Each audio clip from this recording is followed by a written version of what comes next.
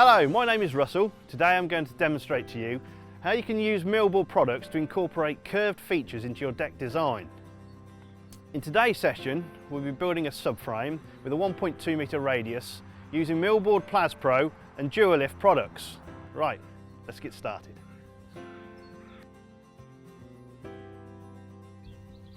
So today we're not going to be supporting our subframe off posts in the ground. In this case we're using a lattice framework which is better suited for small areas, gives it added strength, and particularly as this is a floating deck, it's got no fixed points in the ground.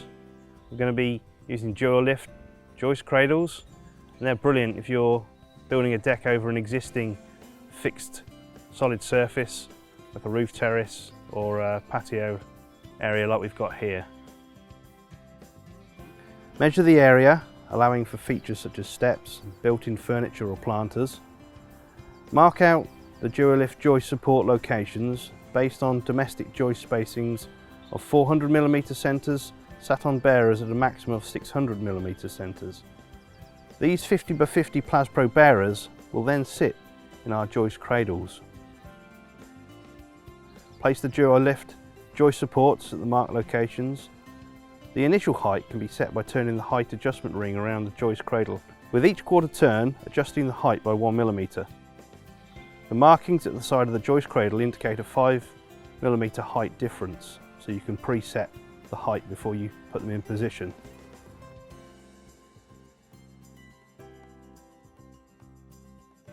Place Plas-Pro 50x50mm into the top of the joist cradles and turn the adjusting ring around the joist cradle to ensure the joist is fully supported. With the joist in place, locking tabs should be inserted into the adjustment ring on either side of the joist. The 25mm DuoSpan Plas-Pro panhead fixings are used to fix the locking tabs to the joist. Any butt joints should have a 10mm gap to allow for expansion in the heat.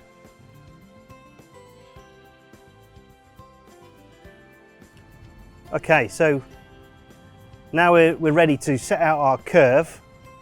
And the method I often use is to use a piece of batten or a piece of plywood to make sure that my line is always exactly the same. So I find my centre mark of my radius. I've already worked out what size I need to set the last batten. And so I've fixed my batten on the top. This is going to be like a compass, so I'm going to run that round like that. Now what I've done, because a pencil doesn't really show up, I've actually put a Millboard Durafix screw into the surface, exactly the right point, with just the point sticking out.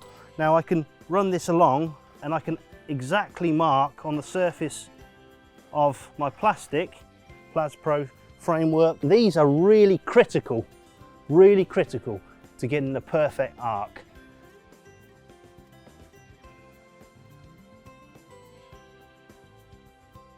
This cut is vital to the finish of the final curve, so it's important to ensure it is accurate and plumb.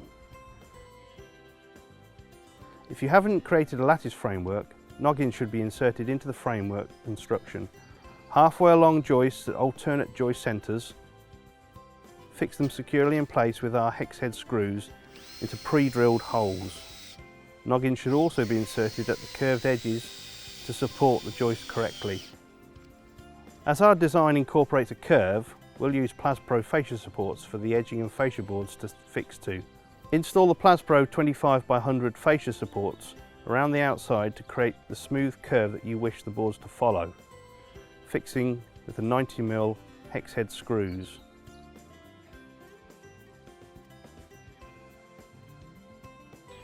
So next up, we'll be fixing and trimming our boards. It's important that the boards are normally supported by at least 3 joists. The boards do not need to be neatly cut at this point to the radius of the curve. They should overhang the Plas-Pro fascia support by up to 60mm. A line is then marked on the boards to show where the boards should be cut to follow the curve. This is best done with an offcut of the Plas-Pro 25x100 with a channel cut out of it to go around the ends of the boards and a small V-slot to take a pencil or marker. Using the line drawn as a guide, cut off most of the excess from the ends of the boards using a circular saw or a jigsaw or even handsaw. Leave around 1 to 2 millimeters off the ends of the boards from the line to allow for the curve to be smoothed off up to the line. The excess that has been left can then be carefully trimmed back. This can be done with a router with a bearing guided flush cutter which sits against the Plas-Pro fascia support, or a belt sander with a coarse grit sandpaper. Alternatively, a surf-film can be used very effectively, as we're showing here. A second layer of Plas-Pro fascia support can then be added to the front of the previous support, installed so that the tops are flush with each other. This should be fixed with 2 exterior grade fixings at 600mm centres with oversized pilot holes to allow for small amount of movement.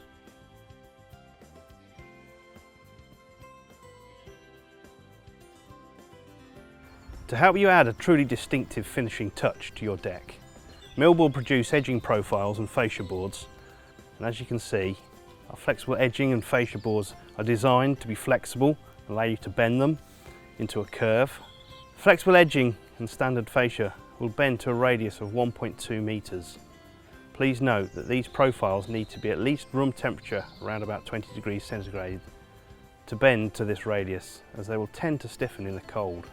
Our 50mm edging options are the flexible square edge profile or the flexible ball nose profile. We always recommend that these purpose-made edges are fitted to all steps and perimeters of a deck, as they're coated with an extra last stain layer for added resilience on these areas. Any visible cuts need to be coated with Millboard touch-up coating, and if using the 50mm wide edging, ensure that they are fully supported along their length by a joist with a minimum bearing of 25mm. The maximum overhang for the 50mm edging is 9mm.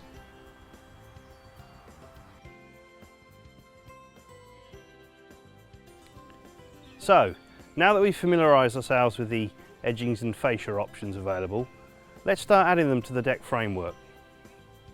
To ensure the edgings and fascia boards are supported properly, we'll be mounting them onto our 100x25 Plas-Pro fascia supports. The fascia board should be fixed to the fascia support with the Durafix 35mm fixings. They should be fixed with 2 fixings every 300mm along the fascia while bending it around the curve. Often the fascia boards have slightly tapered sides, so it's a good practice to set the fascia board around 1mm higher and then flat it back to the top of the fascia support using a surf-form to ensure a full 41mm seat for the edging. A small bead of PU wood glue can be used along the back edge of the edging profile on top of the fascia support to help hold it in place and reduce rocking. The flexible bullnose or square edging is then fixed in place to the second Plas-Pro fascia support with no gap between the deck boards and the edging using the Durafix 45mm fixings. The fixings should be inserted around 25mm from the back edge of the edging and installed at an angle of around 25 degrees towards the back of the edging into the top of the Plas-Pro and not the fascia board. The flexible edging profile should be fixed with a double fixing point to start with and then bent gently around the curve, fixing it every 200 to 300mm. Some fixing holes may be partially visible. It is best to try and keep any joints off a tight curve like this. On shallow curves you'll find it easy to join lengths together prior to installation.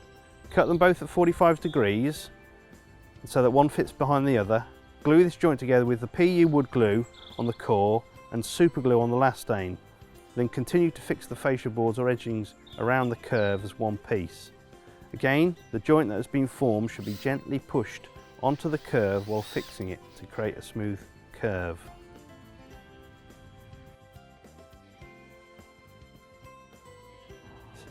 So there you are, folks. That's the easiest and most accurate way of doing a curve with the Millboard fascia and flexible ball nose. One thing we would always recommend when you're fitting Millboard is that you always use the appropriate PPE. Remember, it's safety by choice, not by chance.